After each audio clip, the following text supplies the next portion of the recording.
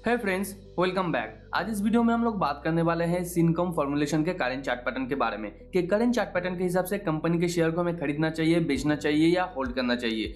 ये video actually YouTube में एक कमेंट के दौरान मैं बना रहा हूं, तो वीडियो को स्टार्टिंग से आखिर तक देखिएगा क्योंकि इसके अंदर आपको चैनल के कॉन्सेप्ट या ट्रेडिंग रेंज के कॉन्सेप्ट के बारे में डिटेल में बताऊंगा मैं। तो चलिए सीखते हैं एक साथ।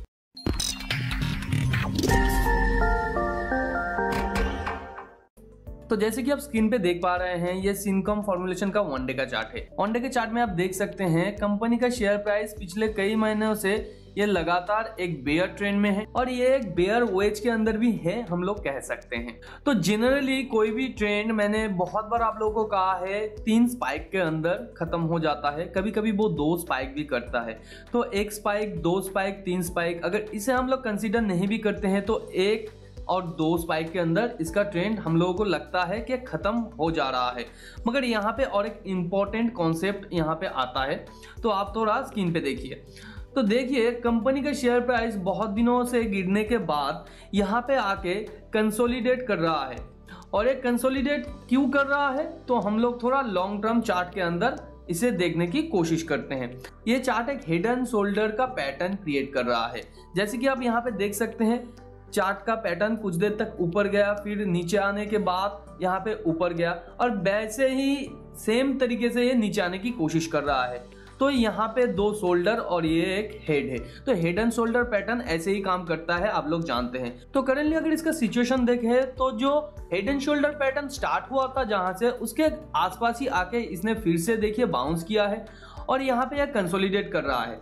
तो ये कंसोलिडेट यहाँ पे क्यों कर रहा है और किस टाइप से कर रहा है, वो थोड़ा समझने की बात है। देखिए जनरली एक ट्रेंड खत्म होने के बाद एक स्टॉक थोड़ा देर के लिए यहाँ पे कंसोलिडेट करता है। वो किसी भी ट्रेंड के अंदर हो सकता है कि वो बुल ट्रेंड के अंदर हो सकता है वो बेयर ट्रेंड के एंड में हो।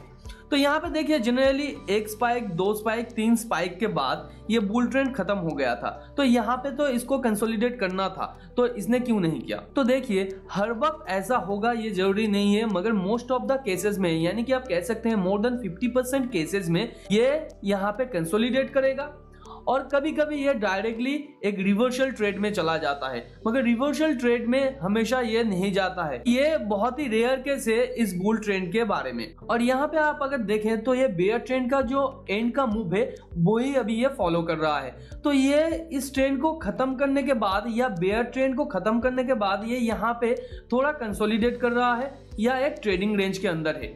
तो अभी ये ट्रेडिंग रेंज क्या होता है, ट्रेडिंग रेंज जनरली एक ऐसा 2 लाइन होता है जिसके अंदर कंपनी का शेयर प्राइस फ्लोट करता है। जब भी इस ट्रेडिंग रेंज के बाहर जाने की कोशिश करता है, ये रेंज इतना स्ट्रांग होता है, ये मैग्नेटिक इफेक्ट के दौरान अपना जो स्टॉक का प्राइस है वो फिर से इस रेंज के अंदर खींच लेता है और ये ज्यादा बाहर नहीं जा पाता और इस रेंज के अंदर ये फ्लोट करता रहता है।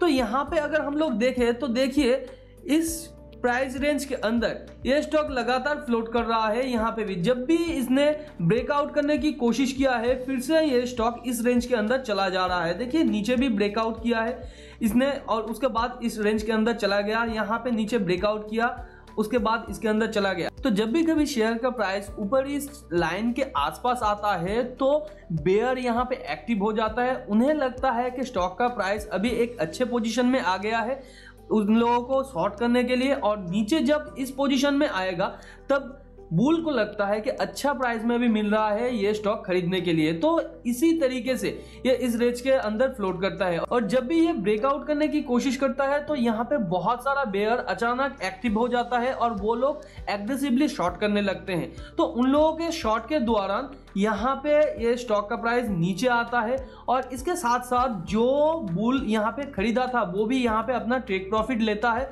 और जिसके दौरान एडिशनल यहाँ पे सेलिंग का और एक प्रेशर आता है, जिसके दौरान स्टॉक का प्राइस फिर से इस चैनल के अंदर चला आता है। तो यहाँ पे आपको जरूर यह ध्यान रखना है, जब भी किसी भी कंपनी का कोई भी शेयर यहाँ पे ट्रेडिंग रेंज के अंदर हो और वो ब्रेकआउट करने की कोशिश करता है, तो यहाँ पे आपको जरूर ध्यान देना है कि उसका प्राइस ज्यादा दूर तक नहीं जाता है। ये जो लेवल है यानी इस चैनल के अप से डाउन तक जितना प्राइस मूवमेंट हुआ है, मान लीजिए यहां से यहां तक का डिफरेंस है 10 रुपीज, तो ये 10 रुपीज तक ही जा सकता है या उसके आसपास। और फिर से अगर ये पुल बैक करने के बाद यहाँ पे सपोर्ट लेके या रेजिस्टेंस को फेस करके फिर से बैक आने की कोशिश करता है और प्रीवियस लो को तोड़ देता है, फिर ये एक रिवर्सल ट्रेड के अंदर चला जाएगा। मगर उससे पहले ये रिवर्सल के अंदर नहीं जाएगा, वो इस ट्रेडिंग रेंज के अंदर बैक करने की फिर से कोशिश करेगा।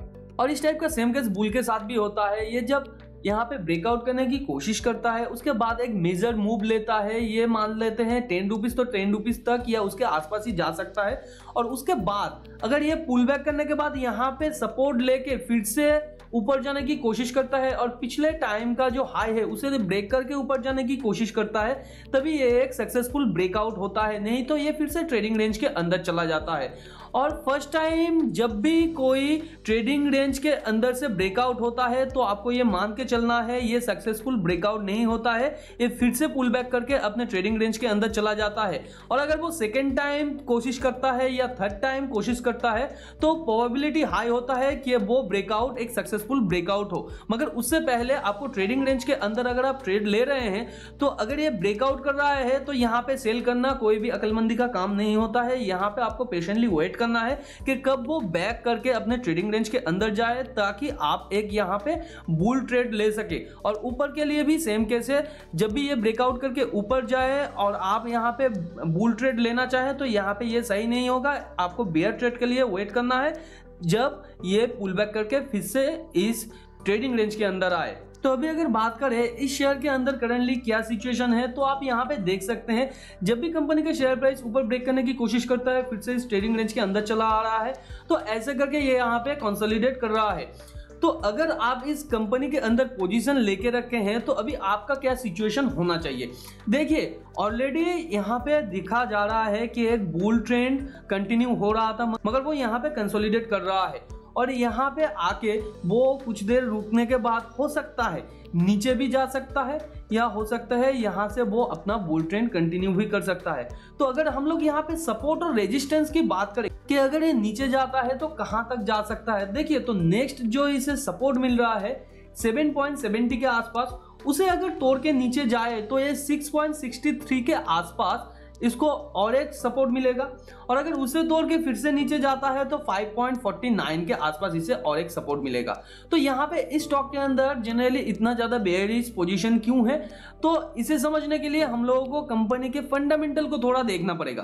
तो अगर फंडामेंटल में अगर आप देखें तो quarter on quarter result swing trading के लिए मोस्ट इंपॉर्टेंट एक पैरामीटर हो जाता है। तो यहाँ पे अगर आप कंपनी के क्वार्टर ऑन क्वार्टर रिजल्ट को थोड़ा देखें तो कंपनी का क्वार्टर ऑन क्वार्टर जो रिजल्ट है वो काफी ज्यादा मॉडरेट है। और क्वार्टर ऑन क्वार्टर ये जिस तरीके से ग्रो कर रहा है, एक अच्छा स्विंग स्टॉक के लिए इस तरीके से ग्रो करना सही नहीं होता है। इससे भी ज्यादा फास्ट तरीके से इसे ग्रो करना या इसका रेवेन्यू जो है वो ग्रो करना चाहिए, नेट प्रॉफिट भी ग्रो करना चाहिए, तभी इस स्विंग पोजीशन के अंदर और ज्यादा यहाँ पे बाइंग प्रेशर आएगा, नहीं तो यहाँ पे बाइंग प्रेशर ज्यादा नहीं आएगा। देखिए मार्केट में तभी कोई अचानक मूव आता है जहां पे कोई अचानक एक सरप्राइज मिलता है, मगर ये स्टॉक का आप अगर रिजल्ट को देखेंगे क्वार्टर ऑन क्वार्टर तो यहाँ पे कोई भी सरप्राइज नहीं है। अगर कंपनी यहाँ पे रेवेन्यू जनरेट कर रहा है तो वो यहाँ पे जितना वो रेवेन्यू जनरेट कर रहा था कंटिन्यूअसली उतना ही जनरेट कर पा रहा है, उससे ज़्यादा ये मार्केट को सरप्राइज नहीं कर रहा है। तो सरप्राइज अगर नहीं करेगा यानी कि ज़्यादा यहाँ पे रेवेन्यू नहीं कमाएगा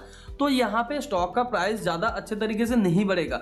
और अगर ऐसा ही रिजल्ट रहता है, ये धीरे धीरे ग्रो करता है या ये इस मॉडरेट रिजल्ट को कंटिन्यू करता है, तो प्रोबेबिलिटी हाई है आने वाले टाइम पे जो एग्जिस्टिंग इन्वेस्टर्स हैं या जो एग्जिस्टिंग स्विंग ट्रेडर्स है वो धीरे धीरे अपने स्टॉक को लिक्विडेट करे और स्टॉक का प्राइस धीरे धीरे बहुत ही बारीकी से ये नीचे जाने की कोशिश करे। और ये जो मैंने यहाँ पे सपोर्ट लेवल बताया है, इस सपोर्ट लेवल के आसपास हर वक्त आने के बाद थोड़ा ये बाउंस बैक करने की कोशिश करेगा, मगर वो सस्टेन नहीं करेगा ज़्यादा और फिर से वो अपने बेयर ट्रेंड के अंदर चला जाएगा। तो यहाँ पे मोस्ट इंपॉर्टेंट पैरामीटर क्या हो जाता है कंपनी के स्विंग ट्रेडिंग के लिए, वो होता है कंपनी का रिजल्ट। अगर कंपनी के एनुअल रिजल्ट के बारे में हम लोग बात करें तो एनुअल रिजल्ट भी कुछ खास नहीं है। यहाँ पे अगर देखेंगे ये year on year inflation rate से भी कम टाइप से ग्रो कर रहा है या कम परसेंटेज से ये ग्रो कर रहा है, तो यहाँ पे इसका रिजल्ट मॉडरेट से भी खराब है।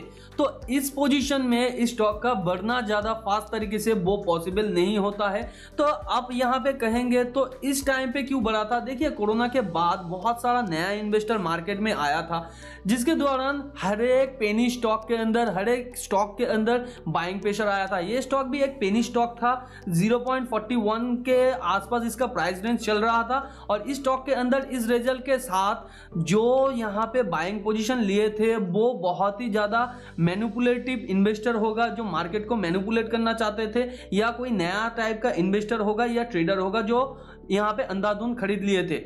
मगर जब यहाँ पे इन्फ्लेशन हाई हो गया था और रेट ऑफ इंटरेस्ट को बढ़ाया जा रहा था, रेपो रेट बढ़ाया जा रहा था, तब ये स्टॉक गिरना स्टार्ट हुआ और गिरते गिरते यहाँ पे आके अभी कंसोलिडेट कर रहा है। तो अभी अगर ये स्टॉक को आगे जाना है तो इसका जो क्वार्टर ऑन क्वार्टर रिजल्ट है उसे अच्छा करना पड़ेगा कंपनी को, नहीं तो कंपनी का यहाँ पे क्वार्टर ऑन क्वार्टर आप देखते जाएंगे कि कंपनी का स्टॉक का प्राइस धीरे धीरे नीचे गिरता ही जा रहा है। तो उम्मीद करते हैं इस वीडियो के अंदर आपको चैनल का कॉन्सेप्ट या ट्रेडिंग रेंज का कॉन्सेप्ट अच्छे तरीके से समझ में आ गया होगा, और उसके साथ क्वार्टर ऑन क्वार्टर रिजल्ट का क्या इफेक्ट होता है कंपनी के स्टॉक के प्राइस में, उसे भी आप सही तरीके से समझ गए होंगे। और ऐसे टाइप का अगर किसी भी स्टॉक का एनालिसिस आप मेरे द्वारा करवाना चाहते हैं तो आप नीचे कमेंट में उसके बारे में भी आप लिख सकते हैं।